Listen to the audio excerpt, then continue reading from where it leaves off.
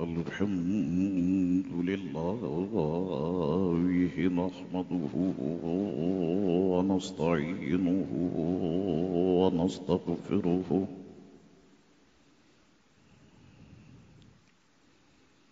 ونؤمن به ونتوكل عليه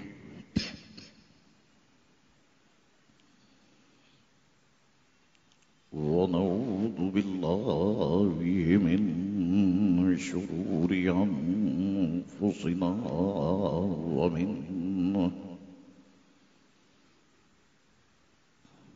ومن سيئات أعمالنا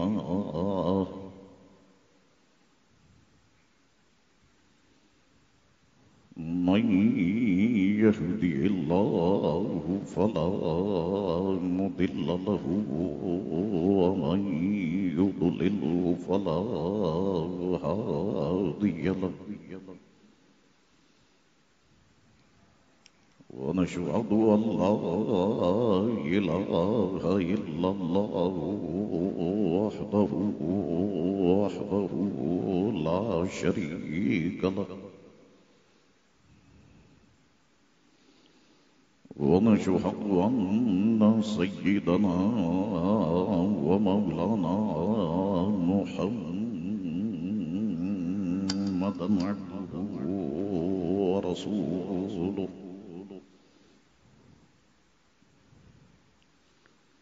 أرسله بالحق بشيرا ونذيرا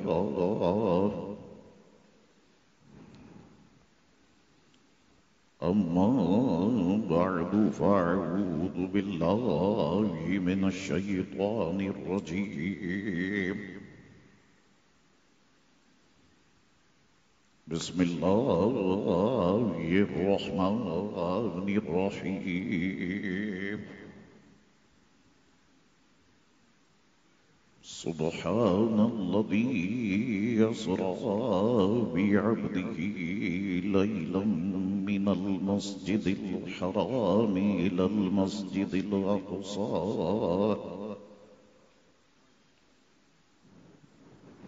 الذي باركنا حوله لنريه من آياتنا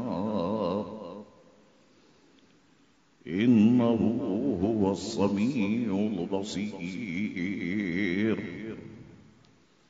صدق الله مولانا العظيم وصدق رسوله النبي الكريم الأمين إن الله وملائكته يصلون على النبي يا أيها الذين آمنوا صلوا عليه وسلموا تسليما اللهم صل على سيدنا ونبينا ومولانا محمد معدن الوجود والكرم وآله وبارك وسلم صلاة وسلاما عليك يا سيدي يا رسول الله میرے ساتھ مل کے پڑھیے بابا سے بلند الصلاۃ والسلام علیک یا رسول اللہ وعلی آلک وصحابک یا حبیب اللہ. اللہ تبارک و تعالی کی حمد و ثنا اور دل کی گہرائیوں سے حضور رحمت عالم نور مجسم صلی اللہ تعالی علیہ وآلہ وسلم کی ذات اطہر پر درود پاک پڑھ لینے کے بعد برادران اسلام دعا ہے اللہ کریم سے کہ اللہ کریم ہم تمام مسلمانوں کے گناہوں کو معاف فرمائے اور ہم سب کو دین مبین کا نور کامل عطا فرمائے۔ برادران ملت، جیسا کہ آپ کے علم میں کہ یہ وہ مقدس اور محترم مہینہ ہے جس میں دنیا بھر کے مسلمان شب معراج انتہائی عقیدت و احترام کے ساتھ مناتے ہیں۔ یاد رکھیے کہ حضور علیہ الصلوۃ والسلام کو اللہ رب العزت نے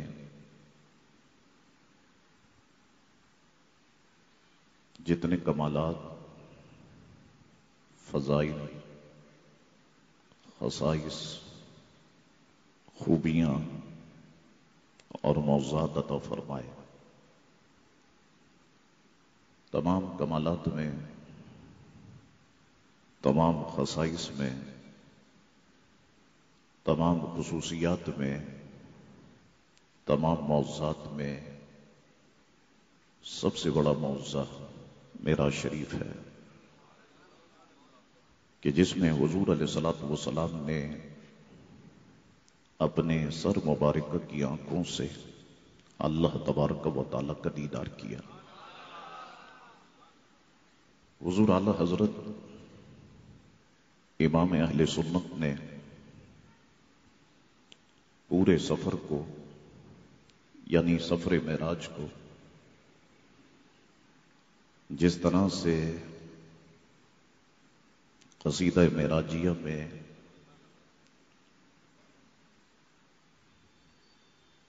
آپ نے پورے سفر کا حال بیان فرمایا، قلم بند کیا، یہ حضور اعلی حضرت ہی کا حصہ ہے۔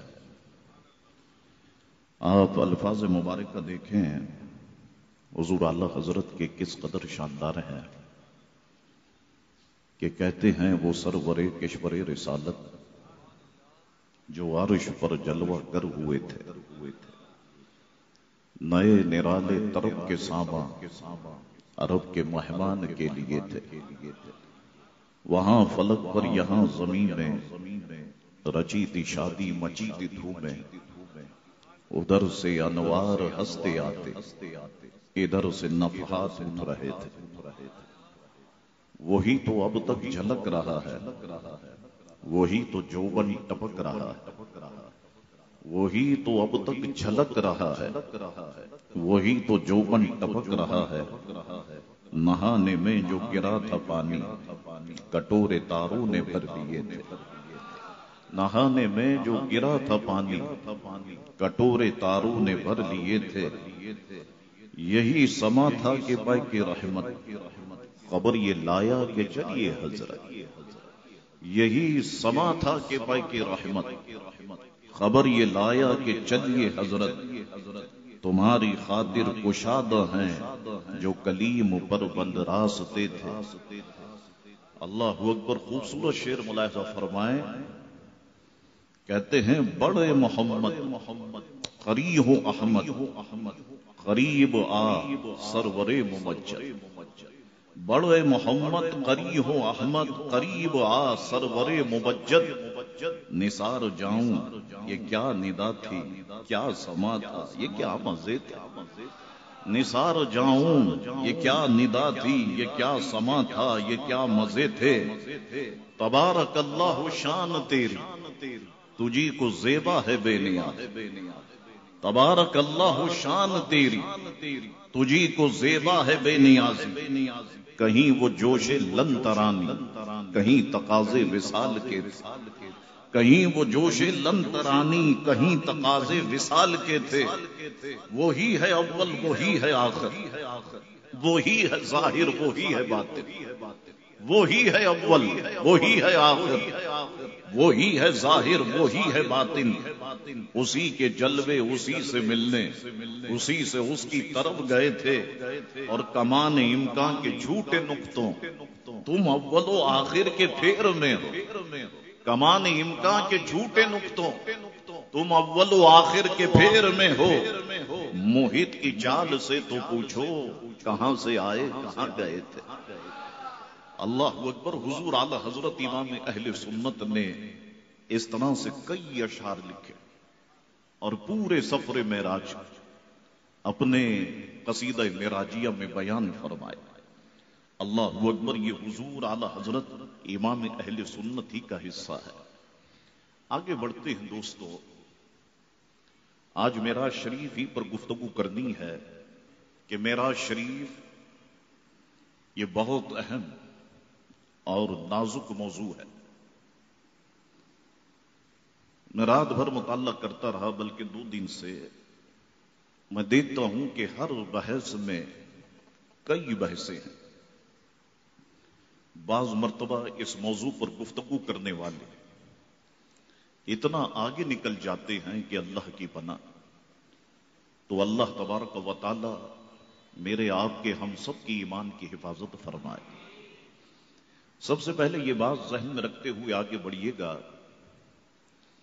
کہ معراج شریف معجزہ ہے، اور معجزہ اور کرامت یا کرامات یا یوں کہو کہ معجزات اور کرامات اسے کہتے ہیں کہ جو عقل کو حیران کر دے۔ معجزات اور کرامات کبھی بھی عقل کے ذریعے سے سمجھ میں نہیں آ سکتے۔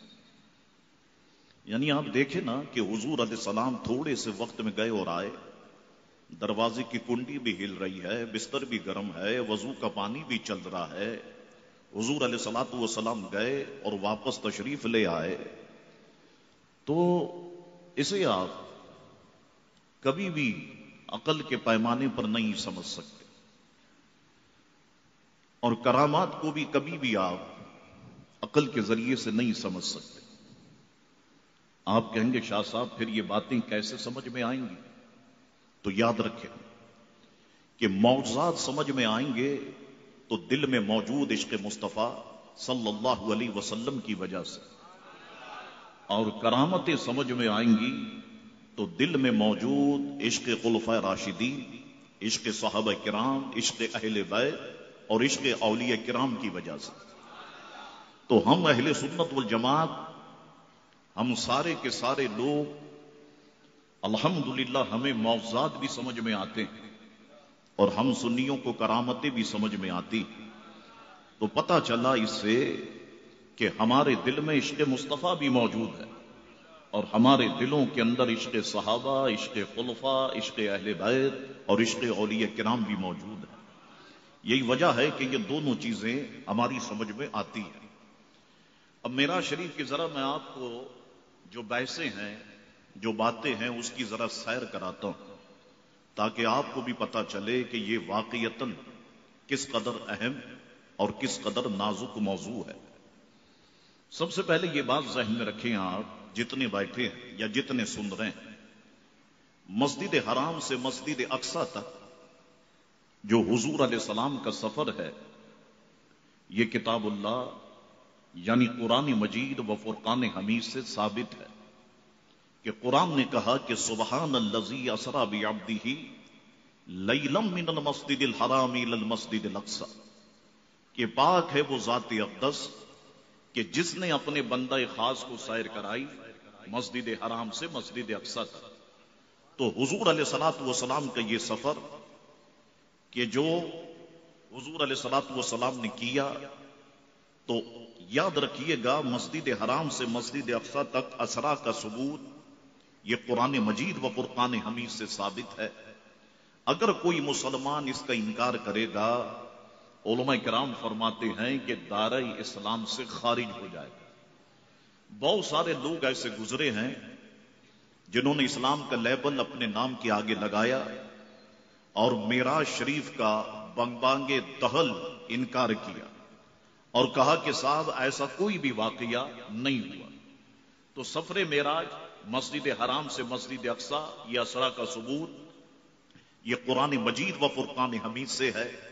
اس کا انکار کرنے والا دار اسلام سے خارج ہو جائے گا۔ مسجد اقصی سے آسمانوں تک کی سیر کا ثبوت یہ احادیث مشہورہ سے ہے. اس کا اگر کوئی انکار کرے گا تو یاد رکھیں کہ وہ فاسق کہلائے گا. اب حضور علیہ الصلوۃ والسلام کی جو معراج شریف ہے، جو سفر ہے، یہ کتنے حصوں پر مشتمل ہے؟ اس پر اہل علم بعض نے کہا کہ حضور علیہ الصلوۃ والسلام کی معراج شریف کے دو حصے ہیں. ایک مسجد حرام سے مسجد اقصی تک، اسے اسرا کہتے ہیں، اور دوسرا مسجد اقصی سے لامکان تک، اسے معراج کہتے ہیں. حضور خواجہ نظام الدین اولیاء رحمت اللہ تعالی علیہ فرمایا کرتے تھے کہ حضور علیہ الصلوۃ والسلام کی معراج شریف کے تین حصے ہیں. مسجد حرام سے مسجد اقصی، اسے اسرا کہتے ہیں. مسجد اقصی سے آسمانوں تک جو سرکار کا سفر ہے، اسے معراج کہتے ہیں. اور آسمانوں سے مقام قاب قوسین تک جو حضور کا سفر ہے، اسے معراج کہتے ہیں. بعض نے کہا کہ حضور علیہ الصلوۃ والسلام کی معراج شریف کے چار حصے ہیں. ایک مسجد حرام سے مسجد اقصی، دوسرا مسجد اقصی سے سدرہ، تیسرا سدرہ سے عرش، اور چوتھا ہے عرش سے لامکان. یعنی ایک ہی وقت میں اللہ تعالی نے اپنے محبوب کو کئی معراجیں کرائی. اب اس کے کئی حصے میں نے آپ کی خدمت میں بات بیان کی کہ علماء نے بیان فرمائے، لیکن یہ ساری بحث پر کہ حضور گئے اور آئے، اس پر معراج شریف کا اطلاق ہوتا ہے، اور ہم سارے کے سارے لوگ اسے سفر معراج کہتے ہیں. اچھا، اب سوال یہ ہے کہ حضور علیہ الصلوۃ والسلام پہلے مسجد اقصی کیوں گئے؟ بعد میں حضور علیہ السلام سدرہ تک کیوں گئے؟ پھر عرش تک کیوں گئے؟ اگر حضور کو معراج کرانی ہی تھی تو مسجد حرام سے حضور جو ہے وہ لامکان چلے جاتے. ان جگہوں پر لے جانے کی حکمتیں کیا کیا ہیں؟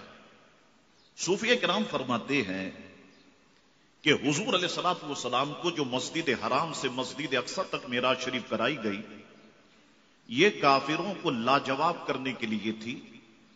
اور پھر میں آپ کو بتاؤں گا کہ کیسے لاجواب کیا گیا اس معراج شریف کو کرا کر کافروں کو. دوسری وجہ یہ تھی کہ حضور علیہ الصلوۃ والسلام مسجد اقصی گئے، اور مسجد اقصی میں حضور کریم علیہ الصلوۃ والسلام نے امامت فرمائی. تو دنیا کو رب کائنات نے یہ بتا دیا کہ میرا محبوب امام الانبیاء ہے، سردار الانبیاء ہے، قائد انبیاء ہے. یہی وجہ ہے کہ حضور امام تھے اور تمام انبیاء و مرسلین حضور کے مقتدی تھے.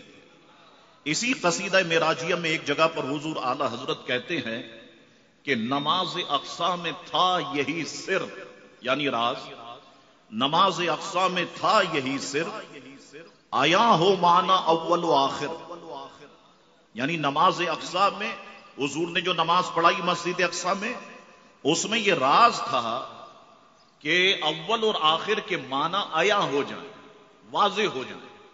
یاد رکھیں یہ بات کہ جو اول ہوتا ہے وہی آخر ہوتا ہے. دیکھیے آپ اس کو جیومیٹری کے حساب سے اگر آپ سمجھیں، آپ ایک دائرہ اگر کھینچنا چاہتے ہیں تو پہلے آپ ایک ڈاٹ لگاتے ہیں. ڈاٹ لگانے کے بعد پھر اس کو آپ گھماتے ہیں، اور گھمانے کے بعد اسی ڈاٹ پہ لا کے ملا دیتے ہیں. تو پتا چلا جیومیٹری کے حساب سے بھی کہ جو اول ہوتا ہے وہی آخر ہوتا ہے. دوسری طرح سے میں آپ کو سمجھاؤں، آپ سب آم کھاتے ہیں. آم کے درخت کے لیے آم کی گٹلی زمین میں ڈالنی پڑتی ہے، پانی دینا پڑتا ہے. آم کا درخت بڑا ہوتا ہے، اس پر پھل لگتے ہیں. آپ نے آم توڑا، آم توڑنے کے بعد آپ نے اس کا گودا کھا دیا، گودا آپ نے کھا لیا، گٹلی آپ کے ہاتھ میں بج گئی. تو پتا چلا کہ جو اول ہوتا ہے وہی آخر ہوتا ہے. تو نماز اقصی میں تھا یہی سر، آیا ہو مانا اول و آخر، کہ دست بستہ ہیں پیچھے حاضر جو سلطنت آگے کر گئے تھے. یعنی جتنے انبیاء کرام کی سلطنت اور حکومت رہی وہ سب کے سب مسجد اقصی میں ہمارے اور آپ کے آقا و مولا جناب نبی کریم علیہ الصلوۃ والسلام کے پیچھے تھے. تو پہلی معراج جو سرکار کو کرائی گئی مسجد اقصی تک، اس کو میں اور بھی آگے کلیئر کروں گا، یہ بتانے کے لیے ایک تو کافروں کو لاجواب کرنے کے لیے تھی، اور دوسرا یہ بتانے کے لیے کہ حضور علیہ السلام امام الانبیاء اور سردار الانبیاء ہیں. دوسری معراج جو حضور علیہ الصلوۃ والسلام کو عرش تک کرائی گئی، ذہن میں رکھیے گا کہ حضور علیہ السلام کو سدرہ تک کرائی گئی اور دوسری معراج، تو ذہن میں رکھیے گا کہ یہ سدرہ فرشتوں کی حد ہے، اس سے اوپر کوئی بھی فرشتہ نہیں جا سکتا، اور حضور سدرہ تک تشریف لے گئے. تو بتانا یہ مقصود تھا کہ فرشتے بھی حضور علیہ الصلوۃ والسلام کی امتی ہیں، حضور علیہ الصلوۃ والسلام کے ساتھ ہے، اور حضور علیہ الصلوۃ والسلام کو فرشتوں نے چاروں طرف سے گھیرا ہوا تھا، اور فرشتوں کے جلوس میں حضور علیہ الصلوۃ والسلام یہاں پر موجود تھے. تو جس طرح حضور علیہ السلام یعنی صحابہ کرام کے امام اور مقتدی ہیں، ہمارے امام ہیں، اسی طرح حضور علیہ السلام انبیاء کرام کے بھی امام ہیں، اور اسی طرح حضور علیہ السلام فرشتوں کے بھی امام ہیں. تیسری معراج جو حضور علیہ السلام کو عرش تک کرائی گئی، یہ بتانے کے لیے تھی کہ رب نے یہ بتا دیا پیارے یہ عرش بھی تیرے لیے ہے اور یہ کرسی بھی تیرے ہی لیے لگائی گئی ہے. بعض بے وقوفوں نے اپنی کتابوں میں لکھا، اللہ حفاظت فرمائے ہمارے ایمان کی، کہ معاذ اللہ اللہ تعالیٰ اس کرسی پر بیٹھتا ہے اور اللہ کے بیٹھنے کی وجہ سے اس کرسی سے چرچر کی آواز آتی ہے. یاد رکھیں اللہ تعالیٰ جسم و جسمانیہ سے پاک ہے. اللہ رب العزت کے لیے جسم ثابت کرنا اور اس طرح کی باتیں بیان کرنا، یاد رکھیے کہ یہ کفر ہے. اللہ تعالیٰ ہمارے ایمان کی حفاظت فرمائے. چوتھی معراج شریف جس میں حضور علیہ الصلوۃ والسلام لامکاں تشریف لے گئے، مقام قاب قوسین تک حضور علیہ الصلوۃ والسلام پہنچے، یہ حضور کی طاقت بتانے کے لیے تھی، حضور کی قوت بتانے کے لیے تھی کہ رب نے بتا دیا کہ جو کچھ میرے محبوب نے دیکھا وہ نہ کسی آنکھ نے دیکھا ہے اور نہ کسی جاننے والے نے اسے جانا ہے. اللہ اکبر. حضور فرماتے ہیں کہ میں نے اپنے رب کو 2 بار دیکھا، اور قرآن کا مطالعہ فرمائیں تو قرآن فرماتا ہے کہ حضور نے رب کو ایسے دیکھا کہ حضور کی پلکیں نہیں جھپکی. حضور علیہ الصلوۃ والسلام نے رب کا دیدار فرمایا. اللہ اکبر.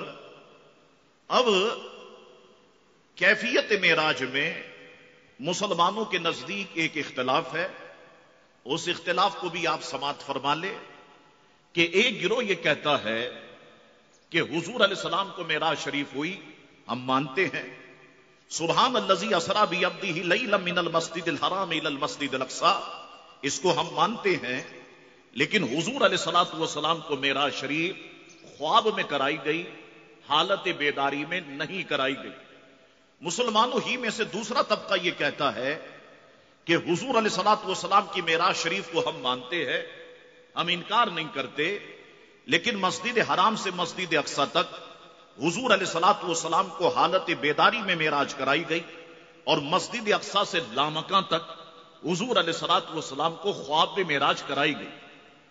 تیسرا گروہ یہ جمہور علماء کرام کا ہے، اس میں اکابر صحابہ کرام شامل ہیں، اس میں تابعین شامل ہیں، اس میں تبع تابعین شامل ہیں، اس میں ائمہ مجتہدین شامل ہیں، اس میں محدثین متکلمین شامل ہیں، اور اس میں ہم سارے اہل سنت والجماعت شامل ہے کہ ان سب کا نقطہ نظر یہ ہے کہ حضور علیہ السلام کو معراج شریف کرائی گئی اور حضور حالت بیداری میں تشریف لے گئے اور واپس تشریف لائے.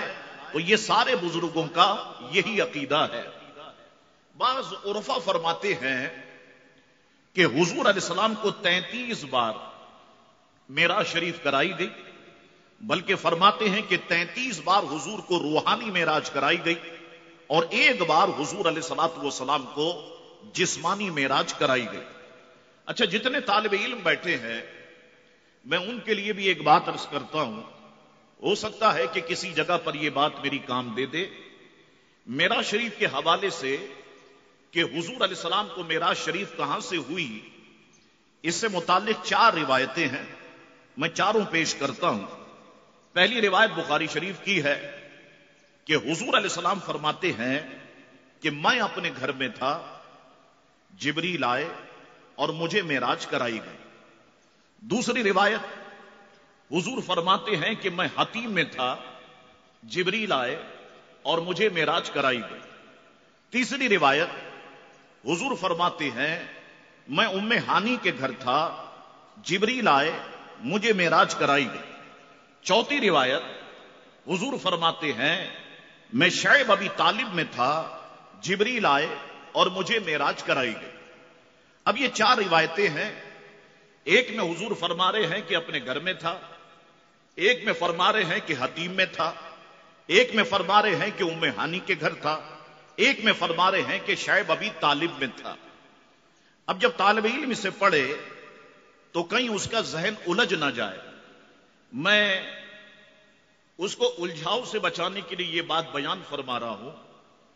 और याद रखें, यह बात ज़हन में रखें कि दूध लेना हो तो दूध वाले के पास जाना पड़ता है, आटा वगैरह लेना हो तो चक्की वाले के पास जाना पड़ता है। इसी तरह जब दीन सीखना हो तो हमें उलमा के पास जाना होगा और उनसे पूछना होगा कि यहां पर एक उलझाव हमें दिखाई दे रहा है, यह उलझाव कैसे दूर होगा। तो आज हम सब की खराबी यह है कि हम दीन के मसाइल पान वाले से पूछने लग गए, हम दीन के मसाइल गन्ने का शरबत बेचने वाले से पूछते हैं, हम दीन के मसाइल दूध बेचने वाले से पूछते हैं कि साहब ऐसा मसला हो गया क्या करे।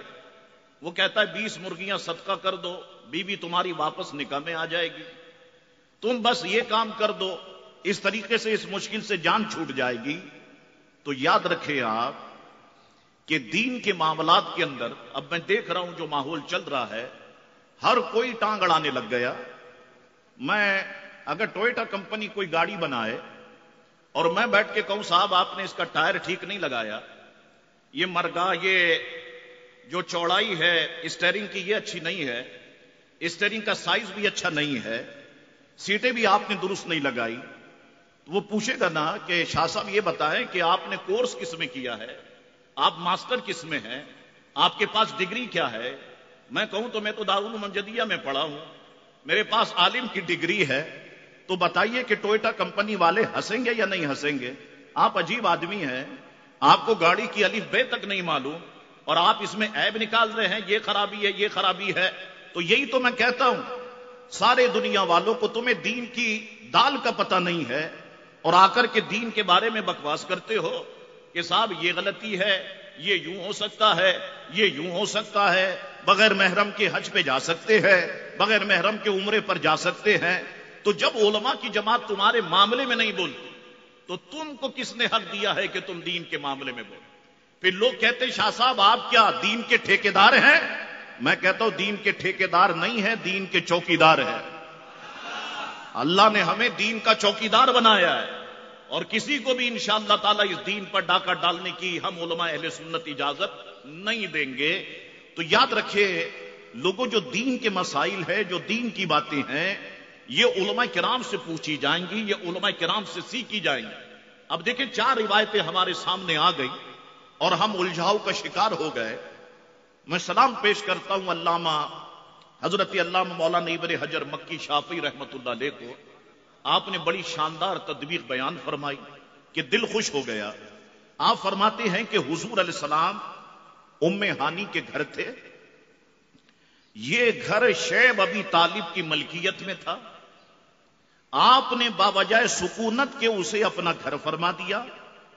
यहां से हुजूर को मस्जिद में लाया गया, अभी नींद का असर बाकी था, हुजूर हतीम के पास लेट गए और यहां से अल्लाह ताला ने हुजूर को मेराज कराया। तो जो उलझाव दिखाई दे रहा था, एक आलिम दीन अल्लामा इब्न हजर मक्की शाफी रहमतुल्लाह ताला अलैह ने उस उलझाव को दूर फरमाया। हुजूर अलैहिस्सलातु वस्सलाम को मेराज शरीफ कब हुई, किस महीने में हुई, किस दिन हुई, इसमें भी बड़ा इख्तिलाफ है। मैं गुजार दूं आपको। बाज ने कहा कि हिजरत से 1 साल पहले हुजूर को मेराज हुई, بعض نے کہا کہ ہجرت سے 2 سال پہلے حضور کو معراج ہوئی، اور بعض نے کہا کہ ہجرت سے 3 سال پہلے حضور کو معراج ہوئی۔ بعض نے کہا کہ ربیع الاول شریف میں حضور کو معراج ہوئی، بعض نے کہا کہ ربیع الاخر میں حضور کو معراج ہوئی، بعض نے کہا کہ رمضان شریف میں حضور کو معراج ہوئی، اور بعض نے کہا کہ رجب المرجب شریف میں حضور کو معراج کرائی گئی۔ اب دنیا اسلام رجب المرجب شریف ہی میں معراج مصطفیٰ صلی اللہ تعالی وسلم مناتی ہے۔ اس کی وجہ کیا ہے؟ حضور شاہ عبدالحق محدث دہلوی رحمت اللہ تعالی علیہ ما ثبت بالسنہ میں فرماتے ہیں کہ جاننا چاہیے، عرب کے لوگوں میں یہ بات مشہور ہے کہ حضور علیہ الصلوۃ والسلام کو معراج شریف 27 رجب المرجب شریف پیر کی رات ہوئی۔ شاہ عبدالحق محدث دہلوی فرماتے ہیں اسی پر لوگوں کا عمل ہے۔ تو گویا یہ آج کی بات نہیں ہے، یہ برسوں اسی پر عمل ہوتا رہا، اور سب 27 رجب المرجب شریف ہی کو سرکار کریم علیہ الصلوۃ والسلام کی معراج شریف کا انعقاد کرتے رہے، جشن معراج النبی صلی اللہ علیہ وسلم مناتے رہے۔ حضور علیہ السلام کو معراج شریف کس دن ہوئی، اس میں بھی اختلاف ہے۔ بعض نے کہا کہ شب جمعہ تھی، بعض نے کہا کہ شب شنبہ یعنی ہفتے کی رات تھی، بعض نے کہا کہ شب دوشنبہ یعنی پیر کی رات تھی۔ اب اس پیر کا قول آپ لے تو اس قول کو، اس پر بڑی گفتگو کرنے والوں نے گفتگو کی ہے، اور میں آپ کو بتاتا ہوں، آپ بھی کہیں گے واقعی یہ قول درست ہے کہ حضور علیہ السلام کے ساتھ پیر کا دن بڑا خاص ہے، بڑی اہمیت رکھتا ہے کہ پیر کے دن سرکار کریم علیہ السلام اس دنیا میں جلوہ گر ہوئے، پیر ہی کے دن حضور کریم علیہ السلام نے اعلان نبوت فرمایا، پیر ہی کے دن سرکار کریم علیہ السلام نے مکہ شریف سے ہجرت فرمائی، پیر ہی کے دن سرکار کریم علیہ السلام مدینہ منورہ میں داخل ہوئے۔ تو کہتے ہیں کہ جب پیر کا دن حضور کے ساتھ خاص ہے تو ماننا پڑے گا کہ سرکار کو معراج شریفی پیر ہی کے دن ہوئی ہے۔ اچھا ایک اور چیز میں آپ کو بتاؤں کہ پیر کا دن آپ دیکھیں ہفتے کا درمیانی دن کون سا بنتا ہے، تو پیر کا بنتا ہے۔ اب سنیے کمال بات کہ سال کے حضور کریم علیہ السلام کو ہفتے کے درمیانے دن یعنی پیر کو معراج ہوئی، نبوت کے درمیانے سال یعنی 11 سال 5 ماہ کے بعد حضور کو معراج کرائی گئی۔ سال کا درمیانی مہینہ آپ نکالیں تو رجب نکلتا ہے، رجب میں حضور کو معراج کرائی گئی، درمیانی وقت تھا 24 گھنٹے کا درمیانی وقت، رات کا 1 بجتا ہے، رات کے 1 بجے حضور کو معراج کرائی گئی۔ اور کمال یہ ہے کہ سفر معراج کی آیت قرآن مجید و فرقان حمید کے درمیانی پارے یعنی 15ویں پارے میں موجود ہے کہ فرمایا گیا سبحان الذی اسری بعبدہ لیلا من المسجد الحرام الی المسجد الاقصی۔ تو اس پر بھی آپ کی نظروں کا ہونا جو ہے وہ بہت ضروری ہے۔ اللہ اکبر، آگے بڑھتے ہیں، اب آیت اسرا کی طرف آتے ہیں، اور جو کچھ مفسرین نے لکھا اسے مختصراً آپ کی ذوق کی نظر کرتا ہوں، کوئی زبان خاموش نہ رہے، اپنی زبان کو سبحان اللہ اور ماشاءاللہ سے تر رکھیے گا۔ آپ پہلے آیت سن لیں، ترجمہ سن لیں، پھر ایک ایک لفظ پر میں گفتگو کر دیتا ہوں۔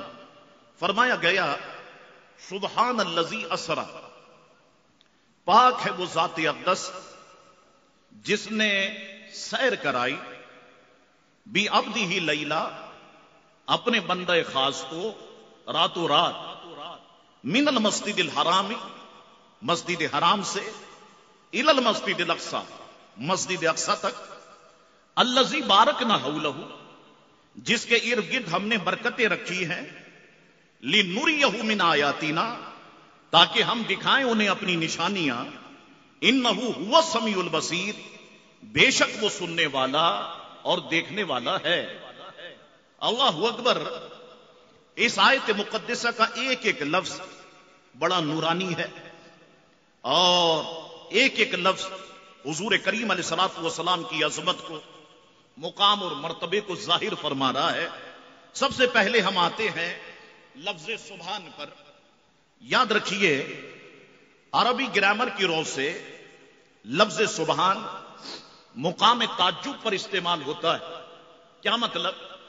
جہاں پر کوئی عجیب و غریب چیز دیکھتے ہیں تو عرب لوگ وہاں پر لفظ سبحان کو استعمال کرتے ہیں، اور صرف عرب لوگ ہی نہیں، ہم پاکستانی بھی، ہم مسلمان بھی، جہاں پر عجیب و غریب چیز دیکھتے ہیں ہماری زبان سے بھی لفظ سبحان ہی نکلتا ہے۔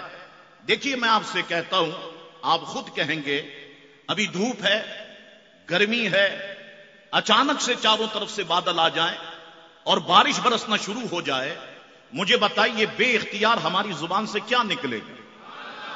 ٹھیک ہے، آپ دیکھتے ہیں دو جڑواں بچوں کی پیدائش ہوئی، دونوں ایک جیسے ہیں، بال ایک جیسے ہیں، رنگ ایک جیسے ہیں، آنکھیں ایک جیسی ہیں، قد ایک جیسے ہے، بتاؤ ہماری زبان سے بے اختیار کیا نکلتا ہے؟ تو صرف عرب لوگ ہی لفظ سبحان استعمال نہیں کرتے، بلکہ ہم لوگ بھی جب تعجب کی چیز کو دیکھتے ہیں تو لفظ سبحان استعمال کرتے ہیں۔ اب سوال یہ ہے کہ سفر معراج کے اندر ایسی تعجب کی بات کون سی تھی کہ قرآن مجید و فرقان حمید نے جب اس آیت کو شروع فرمایا تو لفظ سبحان سے شروع فرمایا؟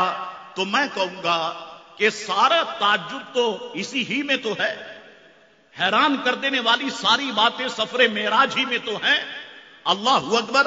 واقعہ معراج بڑا عجیب و غریب تھا، انسانی عقل سے بالاتر تھا۔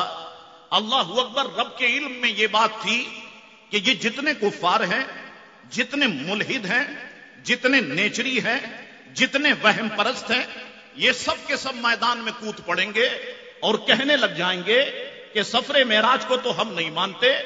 حضور تھوڑے سے وقت میں گئے اور آئے، دروازے کی کنڈی بھی ہل رہی تھی، بستر بھی گرم تھا، وضو کا پانی بھی چل رہا تھا، عقل اس کو تسلیم نہیں کرتی۔ جسم بھاری ہوتا ہے، بھاری جسم کا اوپر جانا محال ہے، راستے میں قرہ ناری آتا ہے، قرہ ناری کو گل و گلزار بنانا محال ہے، آسمان کو توڑا نہیں جا سکتا، آسمان کو چیرا نہیں جا سکتا، آسمان میں سوراخ نہیں کیا جا سکتا۔ حضور گئے کیسے ہوں گے، آئے کیسے ہوں گے؟ رب نے فرمایا سبحان، فرمایا میری ذات پاک ہے تمام عیبوں سے، میری ذات پاک ہے تمام خرابیوں سے۔ قرآن نے یہ نہیں کہا کہ محبوب خود گئے، قرآن نے کہا کہ رب لے گیا۔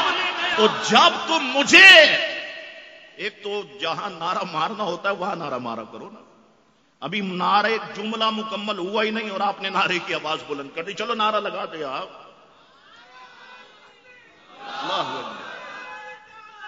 یا رسول اللہ صلی اللہ تعالی علیہ وسلم! تو رب کے علم میں یہ بات تھی، یہ نیچری قسم کے لوگ، یہ ملحد قسم کے لوگ، یہ بے دین قسم کے لوگ یہ میدان میں کود پڑیں گے، فلاسفہ آ جائیں گے، یہ عقل کے پجاری آ جائیں گے اور کہیں گے ہو ہی نہیں سکتا۔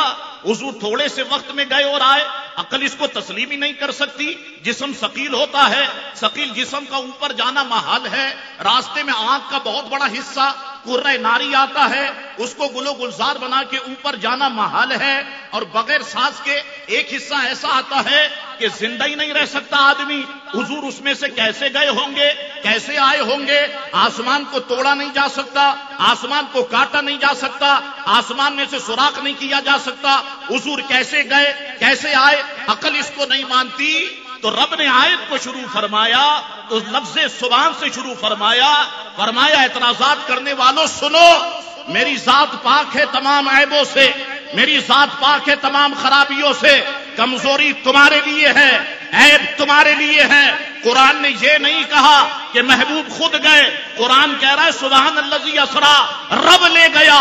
تو جب تم مجھے طاقت والا مانتے ہو، جب تم مجھے قوت والا مانتے ہو، تو میں نے اپنے محبوب کو معراج کرائی ہے، تم اعتراضات کرنے والے کون ہوتے ہو؟ تو رب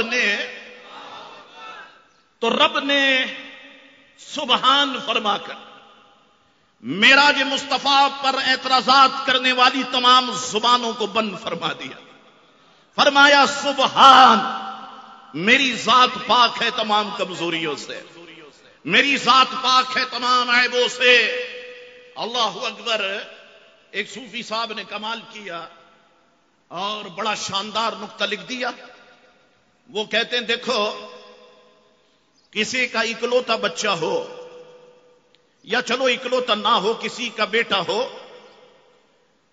اور ماں باپ اپنی اولاد کو کتنی پیار سے پالتے ہیں، محبت سے بڑا کرتے ہیں. بچہ جوان ہو گیا تو اس کے لیے چاند جیسی بیوی کی تلاش میں نکل جاتے ہیں. اب تقریب نکاح ہے اور بچہ دولہا بن کر، شیروانی پہن کر، کرتا پاجامہ پہن کر، سر پہ کلا لگ کر اور گلے میں خوبصورت سا ہار ڈال کر سواری پر جب سوار ہوتا ہے تو لوگوں میں آپ سے پوچھتا ہوں، مجھے بتاؤ بے اختیار ماں باپ کی زبان سے کیا نکلتا ہے؟ اچھا، کسی کی اگر ایک بہن ہو یا 4-5 بہنیں ہوں، وہ اپنے بھائی کو جب دولہا بنتے دیکھتی ہے اور سواری پر سوار دیکھتی ہے تو بہنوں کی زبان سے کیا نکلتا ہے؟ اچھا، بھائی اپنے بھائی کو جب دولہا بنتے ہوئے دیکھتے ہیں، سواری پہ سوار دیکھتے ہیں تو بھائیوں کی زبان سے کیا نکلتا ہے؟ دوستوں کی زبان سے کیا نکلتا ہے؟ اللہ اکبر، سفر معراج ہے. حضور علیہ الصلوۃ والسلام تو کائنات کے دولہا ہیں اور آج یہ دولہا آسمانوں کے سفر کے لیے جا رہے ہیں. حضور سواری پر سوار ہیں، نہ ابو بکر موجود ہے، نہ فاروق اعظم ہے، نہ عثمان غنی ہے، نہ مولا علی ہے. رب نے فرمایا محبوب تیری دنیا کا قاعدہ یہ ہے کہ جب کوئی دولہا بن کے سواری پہ سوار ہوتا ہے تو سب کہتے ہیں سبحان اللہ. اے محبوب تو سواری پر بیٹھ، اب میں خود کہوں گا سبحان الذی اسری. اللہ اکبر. رب نے کمال فرمایا، رب نے کمال فرمایا. اور لفظ سبحان، اللہ اکبر، بتا رہا ہے کہ رب کو اپنے محبوب سے کس قدر محبت ہے. فرمایا سبحان الذی اسری بعبدہ لیلا. اس کے بعد فرمایا اسری، سبحان الذی اسری، ہم نے اپنے محبوب کو سیر کرائی. بڑی نورانیت ہے لوگوں قرآن میں، اور قرآن کی تفسیر میں بڑی جاذبیت ہے. بندہ جب پڑھتا ہے تو پڑھتا چلا جاتا ہے، لیکن اس کے لیے دلی لگاؤ ہونا چاہیے، کتابوں سے محبت ہونی چاہیے. مفسرین فرماتے ہیں دوسری بات ہم تمہیں بتائیں. فرمایا سبحان الذی اسری، رب فرما رہا ہے کہ ہم نے اپنے محبوب کو سیر کرائی. یہ نہیں فرمایا کہ سفر کرایا، فرمایا کہ سیر کرائی. مفسرین فرماتے ہیں یہ اسرا لفظ کیوں بیان کیا کہ سیر کرائی؟ فرماتے سنو، سفر میں بندہ تھک جاتا ہے لیکن سیر میں بندہ تھکتا نہیں ہے. دیکھیں سفر کرتے ہیں ہم امریکہ کا، کینیڈا کا، یورپ کا، اور 2 مہینے میں نانی یاد آ جاتی ہے اور سوچتا ہوں کہ بڑھاپے میں میرے والد کس طرح سے سفر کرتے ہوں گے. اللہ اکبر. تو تھک جاتا ہے انسان. لیکن کوئی مسلمان آپ کو نہیں ملے گا جو کہے میں مدینہ دیکھ کے آ گیا اور تھک گیا ہوں، میں مکہ دیکھ کے آیا ہوں اور تھک گیا ہوں. تو سفر میں بندہ تھکتا ہے، سیر میں بندہ نہیں تھکتا. فرمایا